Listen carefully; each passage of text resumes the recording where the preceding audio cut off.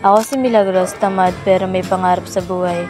Dito ako nakatira sa may probinsya, bandang Laguna. Oops, kung interesado ka man dito sa video ko, siguraduhin mong nakapalo ka sa page ko. Then, huwag mong skip itong video ko. Panoorin mo lang hanggang dulo.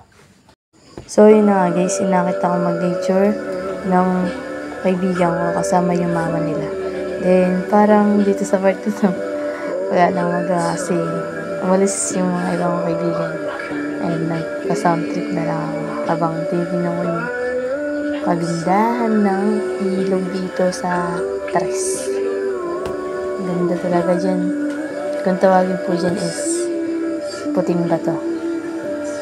Ayan, parang ewan lang ako dyan. Papatingnan na lang kasi may naisip na din. And bago ang lahat, syempre, di mawawala ang katangahan ko na pinaggagawa ko sa buhay. Tingnan nyo na lang guys mangyayari sa akin dyan.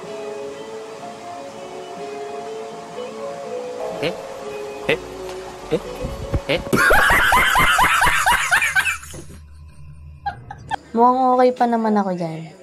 Wala naman kasi nakakita guys. Tingnan nyo. Ayan, kunwari hindi ako nadapa dyan. Ayos, diba?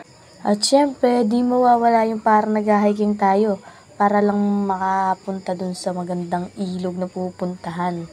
Ayan. Ayun na oh. Nasa unang pa ako nyan guys. Tama. Tingnan nyo lang guys. Ayun oh. Nunguna ako. Sorry guys sa height ko. Baka pag nakita nyo ako sa personal, maano kayo. Unexpected kayo na matangkad ako. Yung pala, grabe yung height ko guys. Tingnan guys oh. Ang cute nga nila. Kaibigan ko talaga yan sila guys. Ang nag-aawak na cellphone na yan guys, si Lazel. Nidrop name ko na guys. Ayun na. Sisigaw pa yun. Tagal nga na yung bago makapunta sa ilog. Ang dami dyan na dayo guys. Kung gusto nyo pumunta dito, punta na kayo.